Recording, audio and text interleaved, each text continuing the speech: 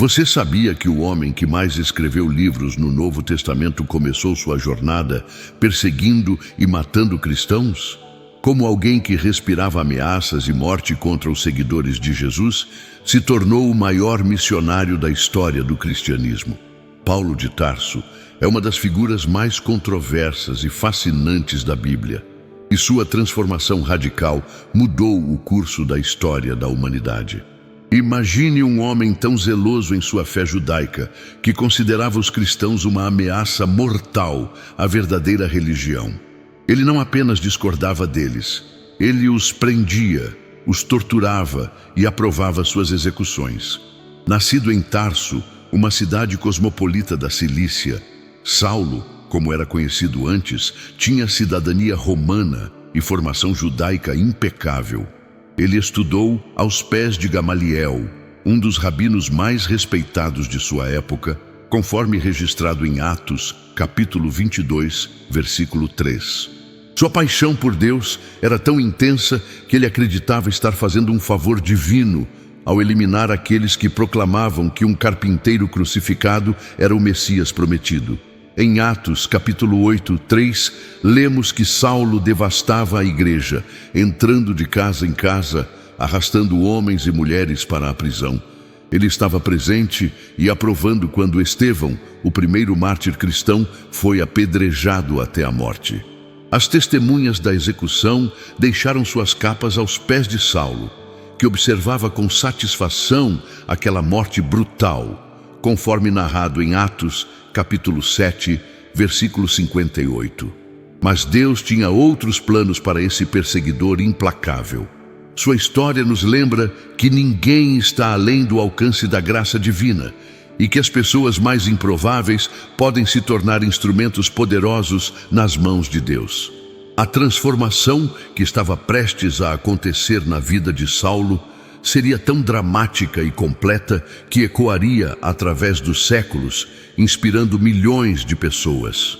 Era uma jornada comum até Damasco, mas o que aconteceria naquela estrada mudaria tudo para sempre.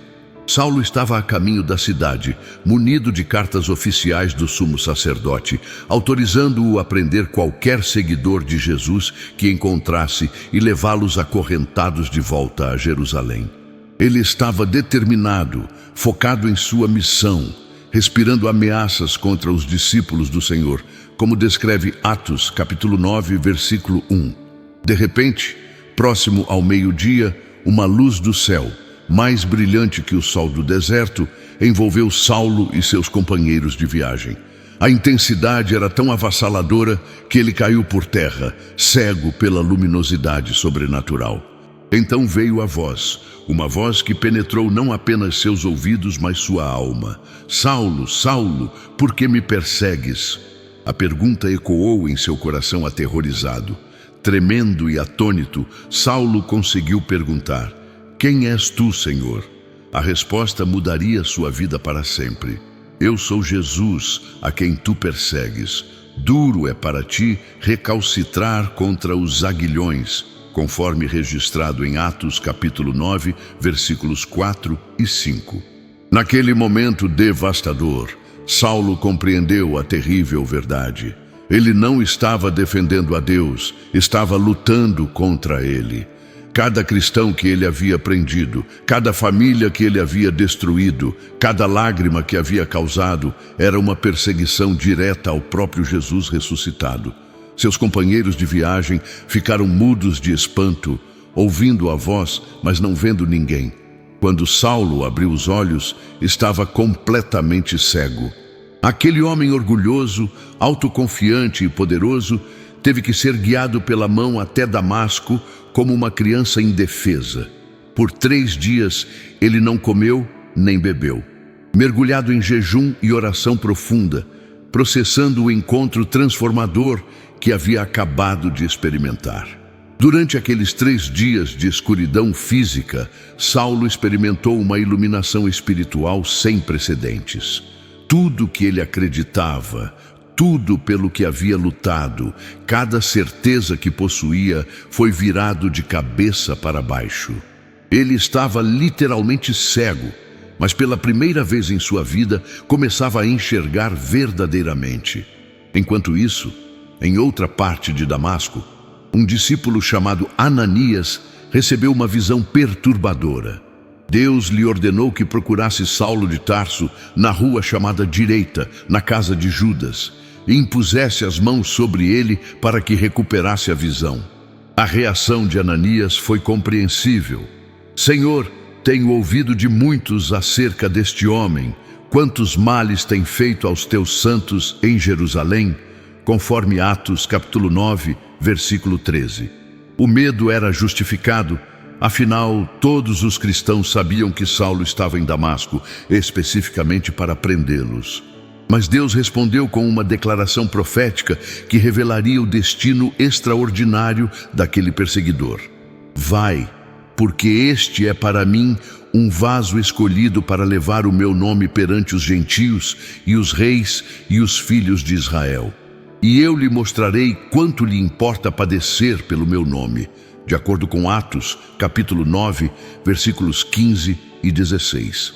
Ananias obedeceu, e num ato de coragem e fé imensuráveis, foi até aquele homem temido e chamou-o de irmão Saulo. Se você está sendo impactado por esta história transformadora, deixe seu like neste vídeo e inscreva-se no canal para não perder nenhum conteúdo bíblico. Ative o sininho das notificações e compartilhe esta mensagem com alguém que precisa conhecer o poder da transformação divina. Quando Ananias impôs as mãos sobre Saulo, imediatamente caíram dos seus olhos como que umas escamas e recuperou a vista, sendo batizado em seguida, conforme Atos capítulo, versículo 9 e 18. A notícia da conversão de Saulo espalhou-se como fogo selvagem, gerando incredulidade, desconfiança e até medo. Como poderiam confiar no maior perseguidor da igreja? Mas Saulo não perdeu tempo. Imediatamente começou a pregar nas sinagogas de Damasco que Jesus era o Filho de Deus. Os judeus ficaram atônitos. Não é este o que em Jerusalém perseguia os que invocavam este nome, e para aqui veio com o propósito de os levar presos aos principais dos sacerdotes? Como registra Atos, capítulo 9, versículo 21.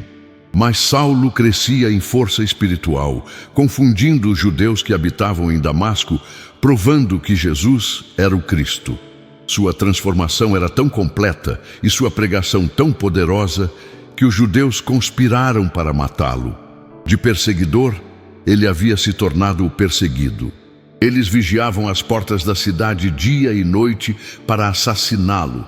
Mas os discípulos, tomando-o de noite, desceram-no dentro de um cesto pelas muralhas, conforme Atos capítulo 9, versículo 25. Após escapar de Damasco, Saulo passou 3 anos na Arábia, um período de preparação e revelação direta de Jesus Cristo, como ele mesmo menciona em Gálatas capítulo 1, versículos 17 e 18. Não foi treinado por homens, mas pelo próprio Senhor ressuscitado. Quando finalmente retornou a Jerusalém, os discípulos tinham medo dele, não acreditando que fosse verdadeiramente um seguidor de Cristo. Foi Barnabé, cujo nome significa Filho da Consolação, quem arriscou sua reputação para apresentar Saulo aos apóstolos. Barnabé contou como Saulo havia visto o Senhor no caminho e como pregara ousadamente em Damasco em nome de Jesus. Mesmo assim, a desconfiança permaneceu por algum tempo. Paulo, nome romano que Saulo passou a usar em suas viagens missionárias, embarcou numa jornada que mudaria o mundo. Sua primeira viagem missionária, iniciada por volta do ano 46 depois de Cristo, levou-o através de Chipre e sul da Ásia Menor, estabelecendo igrejas e enfrentando oposição feroz. Em Listra, ele curou um paralítico de nascença, fazendo-o andar pela primeira vez, e a multidão tentou adorá-lo como um deus, conforme Atos capítulo 14, versículos 8 e 18. Mas logo depois, judeus de Antioquia e Icônio incitaram a mesma multidão contra Paulo. Eles o apedrejaram tão brutalmente que o arrastaram para fora da cidade, julgando-o morto. Mas enquanto os discípulos o rodeavam, ele levantou-se e voltou à cidade com coragem sobrenatural, descrito em Atos, capítulo 14, versículos 19 e 20. Sua segunda viagem missionária foi ainda mais extensa. Foi durante esta jornada que Paulo teve uma visão de um homem macedônio pedindo ajuda, levando o evangelho pela primeira vez à Europa, conforme Atos, capítulo 16, versículos 9 e 10. Em Filipos, ele e Silas foram espancados severamente e presos por expulsarem um demônio de uma jovem escrava. À meia-noite, com os pés presos no tronco, seus corpos sangrando pelas chicotadas, algo extraordinário aconteceu. Eles começaram a orar e cantar hinos a Deus. Sua adoração no meio do sofrimento era tão genuína que os outros prisioneiros os escutavam admirados. Então, de repente, um grande terremoto sacudiu a prisão, abrindo todas as portas e soltando as correntes de todos. O carcereiro, pensando que os prisioneiros haviam fugido e que seria executado, estava prestes a se matar quando Paulo gritou: "Não te faças nenhum mal, que todos aqui estamos." Aquela noite, o carcereiro e toda a sua família se converteram. Em Corinto, uma das cidades mais pecaminosas do Império Romano, Paulo permaneceu por 18 meses, estabelecendo uma igreja vibrante, apesar da imoralidade desenfreada da cidade. Deus lhe disse em visão: "Não temas, mas fala e não te cales, porque eu sou contigo, e ninguém te investirá para te fazer mal, pois tenho muito povo nesta cidade", conforme Atos, capítulo 18, versículos 9 e 10. Em Éfeso, sua pregação foi tão impactante que muitos que praticavam artes mágicas trouxeram seus livros de feitiçaria e os queimaram publicamente. O valor dos livros queimados chegou a 50.000 peças de prata, uma fortuna na época, como registra Atos capítulo 19, versículo 19. Sua presença causou tanto impacto que os artesãos que fabricavam ídolos da deusa Diana começaram um tumulto, temendo perder seus negócios porque as pessoas estavam abandonando os ídolos. Durante essas viagens, Paulo não apenas pregava, mas trabalhava como fabricante de tendas para sustentar-se e não ser peso para as igrejas, conforme menciona em Atos capítulo 18, versículos 3 e 1 Tessalonicenses capítulo 2, versículo 9. Ele enfrentou naufrágios, foi açoitado 5 vezes pelos judeus com 39 chicotadas. 3 vezes foi fustigado com varas, 1 vez foi apedrejado, passou 1 noite e 1 dia no abismo do mar, enfrentou perigos de rios, de salteadores, de compatriotas, de gentios, perigos na cidade, no deserto, no mar, entre falsos irmãos, conforme seu próprio testemunho em 2 Coríntios capítulo 11, versículos 24 e 26. Você está sendo abençoado por esta jornada inspiradora? Então demonstre seu apoio deixando seu like, inscrevendo-se no canal e ativando o sininho para receber todas as notificações. Compartilhe este vídeo e ajude mais pessoas a conhecerem o poder transformador de Deus através da vida de Paulo. As cartas de Paulo formam a espinha dorsal teológica do cristianismo. Ele escreveu pelo menos 13 das 27 obras do Novo Testamento, e possivelmente 14 se incluirmos Hebreus, cuja autoria é debatida. Suas epístolas não eram tratados teológicos frios, mas cartas apaixonadas escritas a comunidades reais, enfrentando problemas concretos. Em Romanos, considerada sua obra-prima teológica, Paulo apresenta de forma sistemática o Evangelho da Graça, explicando como judeus e gentios são igualmente salvos pela fé em Jesus Cristo, não pelas obras da lei. Porque todos pecaram e destituídos estão da glória de Deus, sendo justificados gratuitamente pela sua graça, pela redenção que há em Cristo Jesus, declara Romanos capítulo 3, versículos 23 e 24. 1 e 2 Coríntios revelam um pastor amoroso, mas firme, confrontando divisões, imoralidade sexual, processos judiciais entre irmãos, questões sobre casamento, comida sacrificada a ídolos e o uso adequado dos dons espirituais. O famoso capítulo sobre o amor, 1 Coríntios 13, não foi escrito como poesia romântica, mas como correção a uma igreja que valorizava dons espirituais espetaculares enquanto negligenciava o amor. Gálatas é uma defesa apaixonada da salvação pela graça, através da fé, contra aqueles que queriam impor a circuncisão e a lei judaica aos cristãos gentios. Estais separados de Cristo, vós os que vos justificais pela lei, da graça tendes caído. Adverte Gálatas capítulo 5, versículo 4. Efésios revela o mistério da igreja como corpo de Cristo, unindo judeus e gentios numa nova humanidade. Filipenses, escrita da prisão, é uma carta de alegria transbordante, apesar das circunstâncias difíceis. Colossenses exalta a supremacia e suficiência de Cristo contra heresias que ameaçavam a igreja. Tessalonicenses aborda questões sobre a segunda vinda de Cristo, trazendo conforto aos que haviam perdido entes queridos e correção aos que haviam parado de trabalhar, esperando o retorno iminente de Jesus. As cartas pastorais a Timóteo e Tito fornecem instruções práticas para a liderança da igreja, qualificações para líderes espirituais e advertências contra falsos mestres. Filemão é uma carta pessoal tocante sobre Onésimo, um escravo fugitivo convertido que Paulo envia de volta ao seu Senhor, agora não mais como escravo, mas como irmão amado em Cristo. Esta pequena carta de apenas 25 versículos é um exemplo poderoso de como o Evangelho transforma relacionamentos sociais e quebra barreiras de classe. Paulo não ordenou a abolição imediata da escravidão, mas plantou sementes teológicas que eventualmente minariam todo o sistema.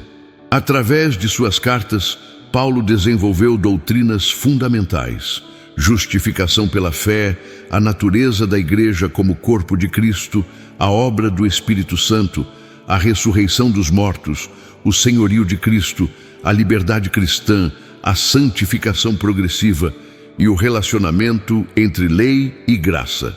Ele também forneceu instruções práticas sobre casamento, singleness, trabalho, relacionamentos familiares, adoração corporativa, disciplina eclesiástica, coletas para os pobres e muito mais. Suas cartas foram copiadas e circularam entre as igrejas, sendo lidas e relidas, estudadas e memorizadas. Pedro reconheceu que as cartas de Paulo continham sabedoria concedida por Deus, embora admitisse que algumas coisas nelas eram difíceis de entender, conforme 2 Pedro capítulo, versículos 15 e 16. O impacto teológico de Paulo é imensurável, moldando o cristianismo de formas que perduram até hoje, influenciando não apenas a igreja, mas a civilização ocidental inteira. A jornada de Paulo estava chegando ao seu clímax dramático. Após anos de ministério, ele sentiu no coração que deveria ir a Jerusalém, embora o Espírito Santo testificasse em cada cidade que prisões e tribulações o aguardavam. Mas em nada tenho a minha vida por preciosa, contanto que complete com alegria a minha carreira e o ministério que recebi do Senhor Jesus, declarou ele em Atos capítulo 20, versículo 24. Em Cesareia, um profeta chamado Ágabo tomou o cinto de Paulo, amarrou suas próprias mãos e pés e profetizou: Isto diz o Espírito Santo: assim ligarão os judeus em Jerusalém o varão de quem é este cinto e o entregarão nas mãos dos gentios. Conforme Atos capítulo 21, versículo 11. Os irmãos imploraram que ele não fosse, mas Paulo respondeu: Que fazeis vós, chorando e magoando-me o coração? Porque eu estou pronto não só a ser ligado, mas ainda a morrer em Jerusalém pelo nome do Senhor Jesus. Registrado em Atos capítulo 21, versículo 13. Ao chegar a Jerusalém, Paulo foi ao templo para demonstrar que não ensinava os judeus a abandonarem Moisés. Mas judeus da Ásia o reconheceram e incitaram a multidão, gritando: varões israelitas, acudi! Este é o homem que por toda parte ensina a todos contra o povo e a lei e este lugar, conforme Atos, capítulo 21, versículo 28. A multidão enfurecida arrastou Paulo para fora do templo e começou a espancá-lo até a morte. Soldados romanos intervieram no último momento, prendendo Paulo e salvando sua vida. Acorrentado, Paulo pediu permissão para falar à multidão. Em hebraico, ele contou sua história de conversão, e todos ouviram em silêncio até que mencionou que Deus o enviara aos gentios. Então, a multidão explodiu novamente em fúria. Você está acompanhando esta jornada poderosa? Deixe seu like, inscreva-se no canal, ative as notificações. Paulo seria levado para ser açoitado, mas revelou sua cidadania romana, o que mudou tudo. Cidadãos romanos não podiam ser açoitados sem julgamento. Ele compareceu perante o Sinédrio, causando divisão entre fariseus e saduceus, ao declarar que estava sendo julgado pela esperança da ressurreição dos mortos. A discussão tornou-se tão violenta que os soldados tiveram que resgatá-lo novamente. Naquela noite, o Senhor apareceu a Paulo e disse: Paulo, tem ânimo, porque como de mim testificaste em Jerusalém, assim importa que testifiques também em Roma, conforme Atos, capítulo 23, versículo 11. Mais de 40 judeus fizeram um voto de não comer nem beber até matarem Paulo. Mas um sobrinho dele descobriu a conspiração e alertou as autoridades. Paulo foi transferido sob forte escolta para Cesareia, onde permaneceu preso por 2 anos sob os governadores Félix e Festo. Félix conversava frequentemente com Paulo, esperando receber suborno, e sua esposa Drusila, judia, ouvia Paulo falar sobre fé em Cristo. Quando Paulo discorria sobre justiça, temperança e juízo vindouro, Félix ficou atemorizado e disse: por agora, vai-te, e quando tiver oportunidade, te chamarei.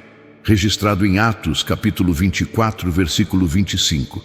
Essa oportunidade aparentemente nunca chegou. Quando Festo sucedeu Félix, os judeus pediram que Paulo fosse enviado a Jerusalém, planejando emboscada pelo caminho. Paulo, conhecendo seus direitos como cidadão romano, apelou para César, declarando: estou perante o tribunal de César, onde devo ser julgado, conforme Atos, capítulo 25, versículo 10. Antes de ser enviado a Roma, Paulo testemunhou perante o rei Agripa e sua irmã Berenice. Seu testemunho foi tão convincente que Agripa exclamou: por pouco me persuades a me fazer cristão. Ao que Paulo respondeu: provera a Deus que por pouco ou por muito, não somente tu, mas também todos quantos hoje me ouvem, se tornassem tais qual eu sou, exceto estas cadeias. A viagem a Roma foi uma odisseia marítima épica.